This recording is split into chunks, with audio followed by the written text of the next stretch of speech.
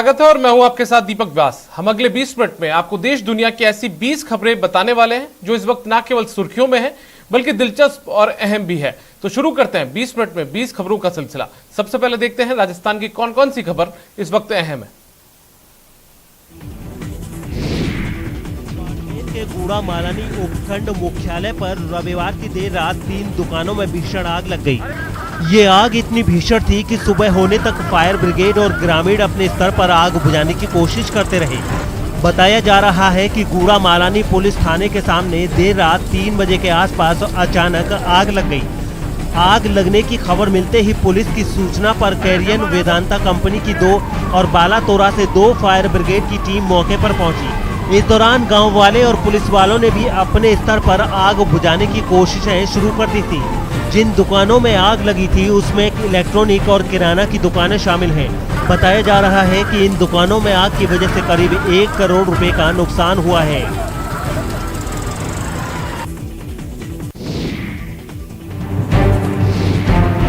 बस बर्बादी के निशान बाकी रह गए हैं।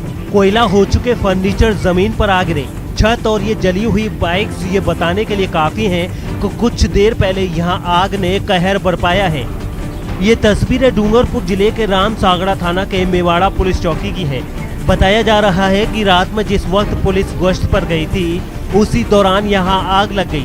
रात करीब 12 बजे लगी इस आग को देखकर गाँव वालों ने अपनी तरफ से बहुत कोशिश की, लेकिन ये आग उनके काबू में नहीं आई।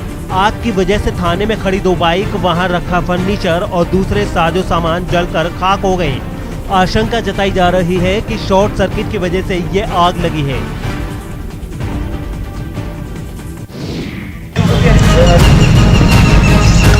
पेयजल संकट से जूझ रहे लोगों का गुस्सा अचानक फूट पड़ा और वो सड़क पर उतर आए प्रदर्शन करने।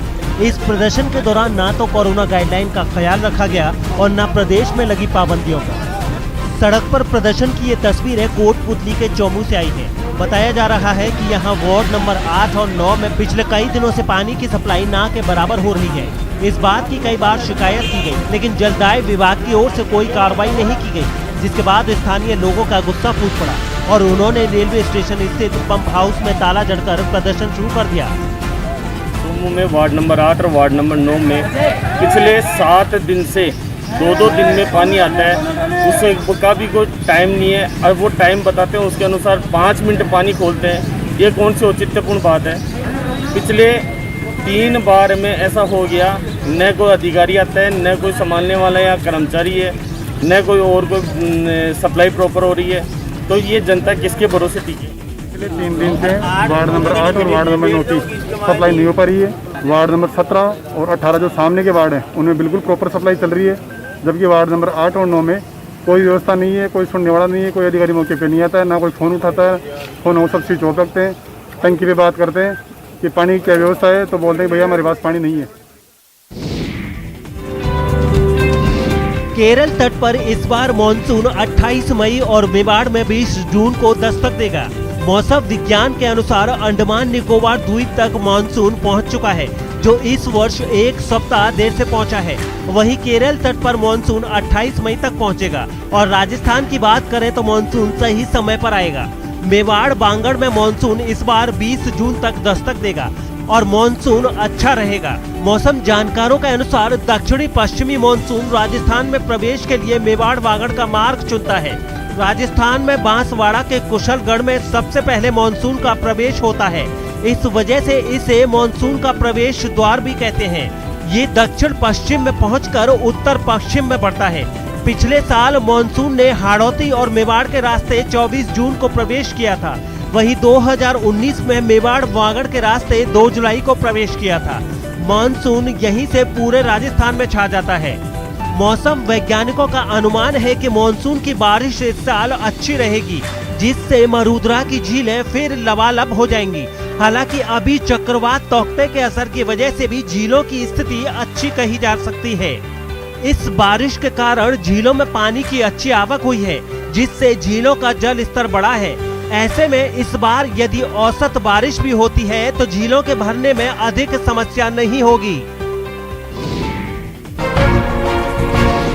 तमाम पाबंदियों के बीच बड़ी मुश्किल से ये लोग कोरोना से बचने के लिए टीका लगवाने आए थे। टीके के लिए इन्होंने सोशल डिस्टेंसिंग का भी ख्याल नहीं किया, लेकिन ये सब कोशिशें बेकार हो गयी, क्योंकि टीका केंद्र खुलने के चंद मिनट बाद ही इनसे कहा गया कि टीके खत्म हो गए हैं और फिलहाल इन्हें टीका नहीं लगाया जाएगा। टीका के लिए मारामारी करने वाले लोगों की ये तस्वीरें झुंझुनू से आई हैं। हंगामा कर रहे इन लोगों का आरोप है कि वो लोग सुबह से लाइन में लगे थे, लेकिन इलाके के कुछ रसूखदार और दबंग किस्म के लोगों ने प्रशासन की मदद से बिना लाइन में लगे टीका लगवा लिया और उनकी वजह से यहाँ टीका खत्म हो गया।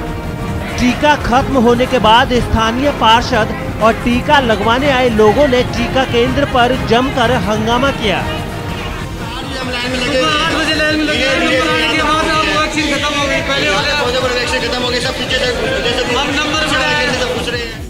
7 से लोग लाइन में लगे हुए थे और प्रशासन के लोगों ने अपने जानकारों को बुला के वैक्सीन लगवा दी, जिससे पब्लिक बढ़ गई। इन तस्वीरों को देखकर तो ऐसा लग रहा है जैसे इन लोगों ने कसम ले ली है कि ये नहीं सुधरेंगे, चाहे कितने भी लोग कोरोना संक्रमित हो जाएं, कितने भी लोगों की मौत हो जाए, तीसरी लहर आ जाए, इन्हें तो बस सब्जी भाजी से मतलब है, चाहे इसके लिए भीड़ ही क्यों न लगानी पड़े। नहीं सुधरने की कसम खाए लोगों की ये तस्वीरें भरतपुर की हैं, जहां प्रशासन की सारी व्यवस्थाएं तार-तार हो चुकी हैं। ऐसा लग रहा है कि अब पुलिस वालों ने भी इन्हें इनके हाल पर छोड़ दिया है। अब इन पुलिस वालों को देख लीजिए, आसपास लोग पाबंदियों की धज्जियां उड़ा रहे हैं और ये लोग पेड़ों की छांव में ठंडी ठंडी हवा का लुत्फ ले रहे हैं। इन पुलिस वालों की लापरवाही की वजह से भरतपुर के लोग लापरवाह हो रहे हैं। ऐसे में इन्होंने अगर लापरवाही नहीं छोड़ी तो कोरोना की तीसरी लहर आने में देर नहीं लगेगी। आम लोगों के साथ साथ बड़ी संख्या में पुलिस वाले भी कोरोना संक्रमित हो रहे हैं। सवाई माधोपुर के पुलिस विभाग में भी अब तक कई पुलिस वाले कोरोना संक्रमित हो चुके हैं। ऐसे में सवाई माधोपुर के पुलिस अधीक्षक सुधीर चौधरी ने अपनी कोशिशों से जिला मुख्यालय स्थित पुलिस लाइन में पुलिस कर्मियों के लिए एक कोविड सेंटर की स्थापना की है। इस सेंटर पर कोरोना संक्रमण से ग्रसित होने वाले पुलिस कर्मियों को क्वारंटीन किया जाएगा, साथ ही उनके इलाज का भी इंतजाम किया गया है। आप इस वक्त देख सकते हैं, हम इस वक्त खड़े हुए हैं सवाई माधोपुर जिला पुलिस लाइन में, जहां पर नए कोविड सेंटर की स्थापना पुलिस कर्मियों के लिए खासतौर से की गई है। पुलिस अधीक्षक सुधीर चौधरी द्वारा फीता काट करके इस नए कोविड सेंटर का यहां पर उद्घाटन किया गया है। इस नए कोविड सेंटर में 10 बेड यहां पर रखे गए हैं, जो कि सभी सुविधाओं से लैस हैं और 10 ऑक्सीजन कंसंट्रेटर भी यहां पर लगाए गए हैं, जो कि पुलिस अधीक्षक ने चौथ का बरवाड़ा ट्रस्ट के सौजन्य से यहां पर 10 ऑक्सीजन कंसंट्रेटर लगाए हैं। साथ ही चिकित्सा कर्मियों की ड्यूटी भी यहां पर लगाई है, ताकि जो कोई पुलिसकर्मी अगर कोरोना संक्रमण से ग्रसित भी होता है तो त्वरित प्रभाव से उसका उपचार इस नए कोविड सेंटर में किया जाए।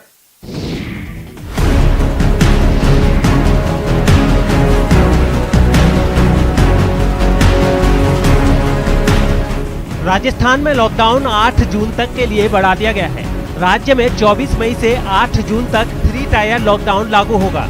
मुख्यमंत्री अशोक गहलोत ने ये घोषणा की है। सीएम अशोक गहलोत ने अपने एक ट्वीट में कहा, लोग कोविड प्रोटोकॉल को आवश्यक रूप से व्यवहार में शामिल करें ताकि स्थिति में सुधार होने पर लॉकडाउन की पाबंदियों में ढील दी जा सके। लॉकडाउन से कुछ तकलीफें जरूर होती हैं, लेकिन संक्रमण प्रसार की वर्तमान स्थितियों में प्रदेशवासियों की जीवन रक्षा के लिए ये प्रतिबंध लगाना जरूरी है। मुख्यमंत्री ने कहा कि राज्य में बाहर से आने वाले यात्रियों को 72 घंटे के अंदर करवाई गई RT-PCR नेगेटिव जांच रिपोर्ट दिखानी होगी। अगर यात्री यह रिपोर्ट नहीं पेश कर पाता तो उसे 15 दिन के लिए क्वारंटीन रहना होगा। सीएम ने एक के बाद एक कई ट्वीट कर नए लॉकडाउन की गाइडलाइन भी जारी की है। गौरतलब है कि 6 मई को मुख्यमंत्री अशोक गहलोत की अध्यक्षता में हुई मंत्रिमंडल की बैठक में कोरोना वायरस संक्रमण की कड़ी को तोड़ने के लिए प्रदेश में 10 मई से 24 मई तक सख्त लॉकडाउन लागू करने का निर्णय लिया गया था।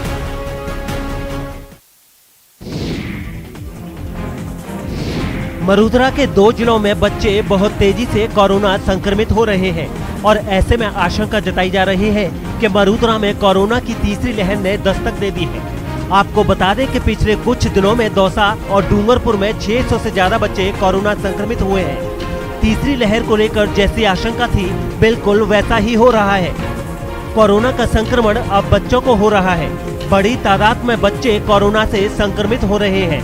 राजस्थान में बच्चों में कोरोना के संक्रमण से हाहाकार मच गया है। स्वास्थ्य विभाग की माने तो अकेले दौसा में 1 मई से 21 मई के बीच 18 साल से कम के 341 बच्चे कोविड पॉजिटिव हुए हैं, जबकि डूंगरपुर में 12 मई से लेकर 22 मई तक 18 साल से कम के 255 बच्चे संक्रमित हुए हैं। डूंगरपुर के सीएमओ का कहना है कि पिछले 10 दिनों में 250 से ज्यादा बच्चे कोरोना संक्रमित हुए हैं। राहत की बात सिर्फ इतनी है कि कोविड के चलते किसी बच्चे की मौत की खबर नहीं आई है, लेकिन खतरा तो खतरा है और कोविड ऐसी बीमारी है जिसमें कब किसे क्या हो जाए कुछ कहा नहीं जा सकता। कोरोना संक्रमण महामारी को शिकस्त देने के लिए एक ओर जहां चिकित्सा महकमा जी जान से जुटा हुआ है, तो वहीं दूसरी ओर सामाजिक वानिकी नर्सरी भी कोरोना संक्रमण को मात देने के लिए मुहिम चला रही है। सवाई माधोपुर में सामाजिक वानिकी नर्सरी की ओर से औषधीय पौधे तैयार किए जा रहे हैं। बताया जा रहा है कि इन पौधों को यहाँ के घरों में डोर टू डोर वितरण किया जाएगा, ताकि आम लोगों को औषधीय पौधे घर में ही मिल सकें और मुश्किल वक्त में वो इनकी पत्तियों का इस्तेमाल कर सकें। इस वक्त देख सकते हैं हम सवाई माधोपुर जिला मुख्यालय की इस वक्त आलनपुर की नर्सरी में खड़े हुए हैं, जहां पर औषधीय पौधों की पौध इसलिए तैयार की जा रही है ताकि लोगों को कोरोना संक्रमण जैसी घातक बीमारी से भी बचाया जाए। इन औषधीय पौधों के चलते सामाजिक वानिकी नर्सरी विभाग के जो कार्मिक हैं वो डोर टू डोर इन औषधीय पौधों को लोगों के घरों तक भी पहुंचाएंगे, ताकि वो इन पौधों के द्वारा कुछ औषधियां तैयार कर सके। कौन कौन से पौधे हैं जो तैयार किए जा रहे हैं इसके? नीम गिलोय है सर, हाँ। अश्वगंधा है सर, हाँ। तुलसी है, हाँ। पत्थर चट्टा है, अर्जुन है। ये इनकी कोई दवाई बनती है सर, हाँ। और कई बीमारियों के लिए उसमें काम आती है। उसमें काम आती है। सरसों की मंडी खुलने की वजह से अब भरतपुर के किसानों और व्यापारियों को बड़ी राहत मिली है। 27 दिन से बंद पड़ी सरसों की मंडी की खुलने की खबर जैसे ही किसानों को मिली, वो सरसों लेकर मंडी पहुंचने लगे हैं। नए कोरोना गाइडलाइन के तहत मंडी को सुबह 6 बजे से 11 बजे तक खोला गया है और इसी दौरान किसान यहां सरसों लेकर पहुंच रहे हैं। मंडी सचिव ने मंडी में आए लोगों को कोरोना गाइडलाइन की पालना की हिदायत दी है। सरसों मंडी को लगभग 1 माह में जाकर के इसको खोला गया है।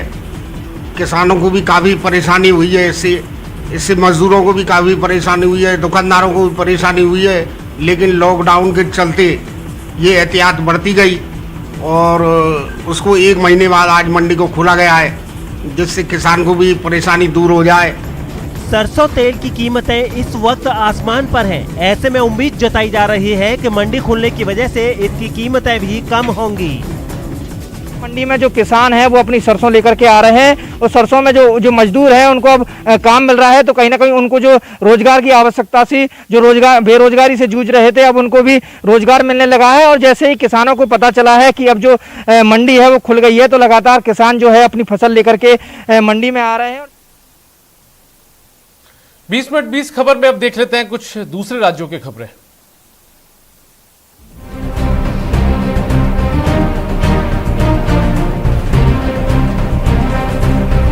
भारत में कोरोना से मरने वाले मरीजों की संख्या रविवार को 3 लाख के पार हो गई।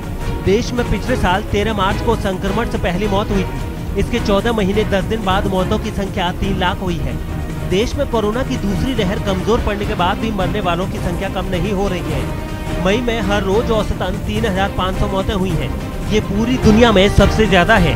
दुनिया में अब तक सिर्फ 2 देशों में कोरोना से 3 लाख से ज्यादा लोगों ने दम तोड़ा है। इनमें अमेरिका पहले और ब्राजील दूसरे नंबर पर है। अमेरिका में संक्रमण से 6 लाख और ब्राजील में 4.48 लाख मौतें हुई हैं। दूसरी लहर के पीक पर पहुंचने से पहले देश में एक दिन में 4 लाख तक मामले सामने आए हैं। अब ये संख्या घटकर 2.5 लाख तक आ गई है। हालांकि ये दुनिया में अब भी सबसे ज्यादा है। देश में कोरोना से मौतों की संख्या 1 लाख तक पहुंचने में करीब 6.5 महीने लगे थे। 1 से 2 लाख होने में 7 महीने से कुछ कम वक्त लगा। वहीं 2 से 3 लाख मौतें 1 महीने से भी कम समय में हो गई। इस दौरान शमशान में लगातार जलती चिताओं, नदी में बहते शव और गंगा किनारे लाशों के दफनाने की कई फोटो भी सामने आई। कोरोना महामारी को मुंह तोड़ जवाब देने के लिए देश भर में वैक्सीनेशन अभियान जारी है, लेकिन अभियान के साथ साथ वैक्सीन को लेकर तरह तरह की अफवाहें भी फैली हुई हैं। इसकी एक बानगी उत्तर प्रदेश के बाराबंकी के सिरौड़ा गांव में उस वक्त देखने को मिली जब कोविड वैक्सीनेशन लगाने आई टीम को देखकर ग्रामीण नदी में कूद गए। रामनगर के सिसौड़ा गांव में उस समय हड़कंप मच गया जब यहां पर स्वास्थ्य महकमे की टीम ग्रामीणों को कोविड का टीका लगाने पहुंची थी। आपको बता दें कि हम इस समय इसी सिसौड़ा गांव में मौजूद हैं और लगभग इस गांव की आबादी की बात करी जाए तो ये 1500 लोगों की इस गांव में आबादी है। और कल जब टीम यहां पे पहुंची तो उस टीम को देख करके कुछ ग्रामीण जो थे वो बगल में सरयू नदी है इसमें जाकर के कूद गए थे। वहीं इस पूरे प्रकरण में अगर ग्रामीणों की माने तो उनके अंदर एक भय सा है इस टीके को लगाने को लेकर के। उनका मानना है कि इस टीके से उनको नुकसान हो सकता है। दरअसल टीकाकरण की सूचना यहां पहले ही गांव वालों को मिल गई थी और टीम के आने से पहले ही ग्रामीण गांव के बाहर बह रही सरयू नदी के किनारे आकर बैठ गए।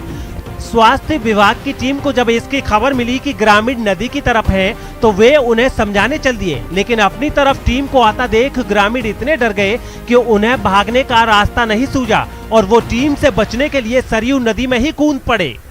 हम तो यहीं पर थे और बोल गए कि टीका लगवा लो, तो हमारे पिताजी को बोले, हमको तो बोले नहीं, कम उम्र है, मगर और गाँव वासियों में वो लोग दवा कराने के चक्कर में सबको कहे, सबको बोले घूम के गाँव भर में, तो कुछ लोग लगवाए, कुछ लोग डर के मारे भाग गए। तो उन लोग से पूछा गया तो बोल रहे थे कि टीका लगवाने से कुछ लोग आदमी मर जाते हैं, इसीलिए हम लोग डर के मारे वो नदी में भाग गए रेत में।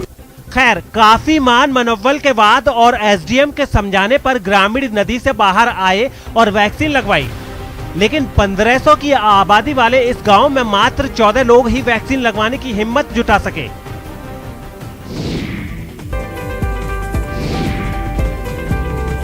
उत्तराखंड के नैनीताल में पिछले कुछ महीनों से महंगे होते संतरा, माल्टा, नींबू और आंवला को यहाँ के पहाड़ी फल टक्कर दे रहे हैं।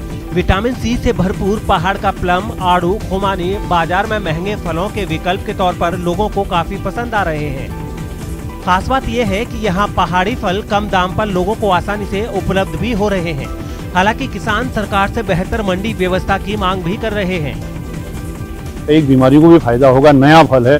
आड़ू तो एक ऐसी चीज इतना महंगा बिकता है, इससे पहले जो इतना महंगा बिकता था, तो कुछ न कुछ फायदा उसमें होगा, इसलिए तो लोग उसको ले जा रहे हैं। 200 रुपए किलो, 250 रुपए किलो लोग जो ले जा रहे हैं मार्केट से, तो खाली तो नहीं ले जा रहे हैं भाई, उसके अंदर कुछ गुणवत्ता तो होगी, इसलिए तो ले जा रहे होंगे। दरअसल कोरोना बीमारी में विटामिन सी वाले फलों की खपत बढ़ी तो बाजार में मौजूद संतरा, मौसम्बी, माल्टा की कीमत या तो कई गुना बढ़ गई या फिर ये फल मार्केट से ही गायब हो गए। ऐसे में विटामिन सी से भरपूर आम आदमी की पहुंच में आने वाले प्लम, आड़ू, खुमानी को सस्ते विकल्प के तौर पर देखा जा रहा है।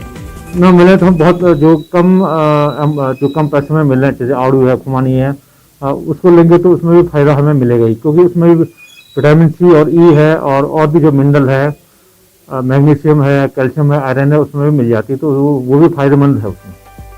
आपको बता दें कि औषधीय गुणों से भरपूर पहाड़ के फल में भी सभी तत्व मौजूद हैं जो कोविड जैसी बीमारियों में जरूरी चाहिए।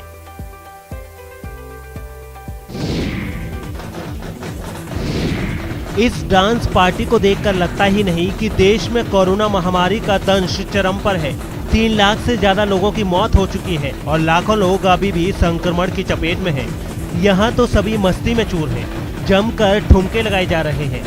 ना तो सोशल डिस्टेंसिंग का ख्याल रखा जा रहा है और ना ही मास्क पहनने की किसी को जरूरत महसूस हो रही है। सब अपनी ही धुन में मस्त नजर आ रहे हैं। डांस पार्टी की ये तस्वीरें ओडिशा के जगत सिंहपुर की हैं, जहां एक शादी समारोह के दौरान लोग थिरकते नजर आ रहे हैं। खास बात यह है कि इस डांस पार्टी में स्थानीय तहसीलदार बुलबुल बेहरा भी शामिल हैं और उन्होंने भी अपने मास्क उतार रखे हैं। आपको बता दें कि ओडिशा में इस तरह की पार्टी पर सख्त पाबंदी है और शादी समारोह में 25 से ज्यादा लोगों के शामिल होने पर भी मनाही है। लेकिन इस शादी समारोह में तो किसी बात का ख्याल ही नहीं रखा गया, सारे नियमों की धज्जियां उड़ा दी गई हैं। उत्तर प्रदेश के शाहजहांपुर में एक शादी में हाई वोल्टेज ड्रामा हुआ। पहले विवाद हुआ, फिर गांव वालों ने दूल्हे की जमकर पिटाई कर दी।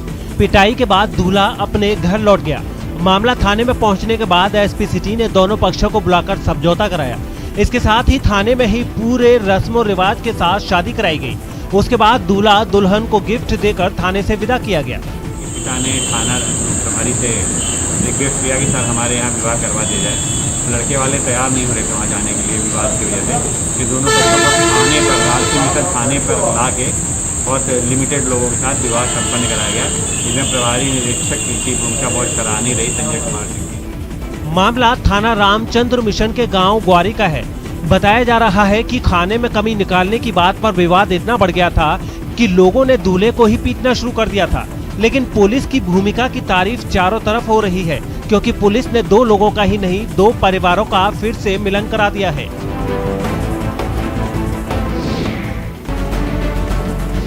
हरियाणा के रेवाड़ी से डरा देने वाली एक तस्वीर सामने आई है, जहां बदमाशों ने एक आदमी की सरेआम गोली मारकर हत्या कर दी। ये पूरी वारदात पास लगे एक सीसीटीवी कैमरे में रिकॉर्ड हो गई, जिसमें 3 लोग एक जगह पर बैठकर बातें करते दिखाई दिए। इनमें 2 लोग कुर्सी पर जबकि एक आदमी स्कूटर पर बैठा नजर आया। तभी वहां कुछ हलचल हुई। 2 लोग वहां अचानक पहुंचे और कुर्सी पर बैठे एक आदमी पर ताबड़तोड़ गोलियां दागने लगे। वो आदमी खुद को बचाने के लिए वहां से भागा, लेकिन बदमाशों ने उसका पीछा नहीं छोड़ा और वो भी फायरिंग करते हुए उसके पीछे दौड़ पड़े। इस बीच स्कूटर पर बैठा आदमी वहां से भाग निकला। थोड़ी देर बाद घटना वाली जगह पर काफी लोग पहुंच गए। इसके बाद उन्होंने जमीन पर घायल पड़े उस आदमी को उठाया और अस्पताल पहुंचाया। मेरे भाई के पीछे से गोली मार दी 5 से 6 और कई राउंड वैसे चलाए उन्होंने और गोली मार के भाग गए वहाँ से। इलाज के दौरान उस आदमी ने अस्पताल में दम तोड़ दिया, जिसके बाद उसके घर वालों ने कुछ लोगों पर उसकी हत्या का शक जताया और पुलिस से उनकी शिकायत भी की। आरोपी की अभी कोई पहचान नहीं पाई। इन्होंने सबके तौर पे 5-4 आदमियों के नाम दिए हैं, उनसे तफ्तीश जारी है। पुलिस ने घटना के वक्त वहां मौजूद लोगों से पूछताछ कर बदमाशों की तलाश तेज कर दी है। हरियाणा के झज्जर से रोंगटे खड़े कर देने वाला एक वीडियो सामने आया है। ये वीडियो एक पेट्रोल पंप पर 13 मई की लूटपाट का है, जब 2 बदमाशों ने हथियार के दम पर लूट की वारदात को अंजाम दिया था। इस वीडियो में पेट्रोल पंप का एक कर्मचारी दफ्तर के अंदर फर्श पर सोता नजर आया। तभी 2 बदमाश एक दूसरे कर्मचारी को पकड़कर वहां पहुंचे और अंदर मौजूद कर्मचारी को दफ्तर का दरवाजा खोलने के लिए धमकाने लगे। जब उसने उनकी बात नहीं मानी तो बदमाश खुद ही शीशे के उस दरवाजे को तोड़कर अंदर दाखिल हो गए। दोनों बदमाश हेलमेट पहने हुए थे। अंदर आते ही एक आरोपी ने उस कर्मचारी पर पिस्तौल तान दी और उससे पैसे के बारे में पूछने लगे। इसके बाद वो बदमाश मेज की दराज में पैसे ढूंढने लगा, लेकिन उसके हाथ कुछ नहीं लगा। फिर उसने उस आदमी की जेब की तलाशी ली। यही नहीं, पास रखा उसका मोबाइल फोन उठाकर अपनी जेब में डाल लिया। इसके बाद वो दूसरे कर्मचारी के पास भी गया और उसकी जेब की तलाशी भी ली। थोड़ी देर बाद दोनों बदमाश वहां से भाग गए। पुलिस ने दावा किया है कि उस दिन इन लोगों ने एक नहीं बल्कि 4 पेट्रोल पंप पर लूटपाट की थी। जो एक ही सीक्वेंस में 4 पंप पर लगातार लूट की गई थी। 2 लड़कों ने हथियारों के बल पर इन पेट्रोल पंप पर लूट की थी। वीडियो में दिख रहे एक आरोपी को पुलिस ने गिरफ्तार कर लिया है और उससे पूछताछ के बाद दूसरे बदमाश की तलाश में जुट गई है। और अब देख लेते हैं अंतर्राष्ट्रीय जगत की कुछ अहम खबरें। इटली में रविवार को एक केबल कार हादसे में 12 लोगों की मौत हो गई। हादसे में 9 लोग घायल बताए गए हैं। इनमें 2 बच्चे भी शामिल हैं। इन दोनों की हालत गंभीर बताई गई है। ये हादसा रिजॉर्ट के लिए मशहूर शहर स्ट्रेसा में हुआ, जो लेक मैग्योर के करीब है और पिडामोंट जिले में आता है। आपको बता दें कि इटली के इस क्षेत्र में अल्प्स पर्वत श्रृंखला है, जहां दुनिया भर से टूरिस्ट घूमने के लिए आते हैं। यहाँ लेक मैग्योर भी है और 2 पहाड़ों के बीच सफर करने के लिए केबल कार फैसिलिटी है। 4900 फीट की इस दूरी को केबल कार से तय करने में करीब 20 मिनट लगते हैं और इस तरह की एक केबल कार क्रैश हो गई है। इमरजेंसी सर्विस ने एक बयान में बताया कि हादसे की असल वजह फिलहाल सामने नहीं आ सकी है। इसकी कई पहलुओं पर जांच भी की जा रही है।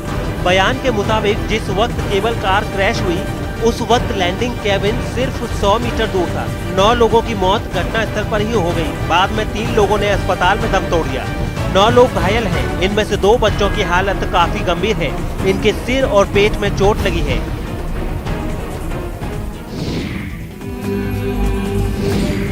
इंसानियत को बयां करती ये तस्वीर स्पेन के सेउता की है। इस तस्वीर में red cross volunteer Luna Reyes Senegal से आए प्रवासी को बेहद अपनेपन के साथ गले लगाती दिख रही हैं। उनकी ये तस्वीर स्पेन के सोशल मीडिया पर जब वायरल हुई तो पहले उन्हें भद्दी और नस्लवादी टिप्पणियां झेलनी पड़ी। स्पेन की दक्षिणपंथी वोक्स पार्टी के समर्थकों ने उन्हें निशाना बनाया था, लेकिन कुछ घंटे बाद दुनिया भर से उन्हें सराहना मिलने लगी। लोग तस्वीर देख भावुक हुए और #ग्रेशियस लूना ट्रेंड करने लगा। बता दें कि मोरक्को से करीब 8000 प्रवासी स्पेन पहुंचे हैं। इस लम्हे को लेकर लूना ने कहा, उसने जब मुझे पास आता देखा तो मेरा हाथ पकड़कर रोने लगा और लिपट गया, जैसे मैं ही उसकी जीवन रेखा हूँ। वहीं फोटोग्राफर वर्नेट अरमांग ने कहा, ये एक इंसान का दूसरे से रिश्ता बयां करती तस्वीर है। इससे फर्क नहीं पड़ता कि कौन कहां का है और किस रंग का है, दोनों सिर्फ इंसान थे।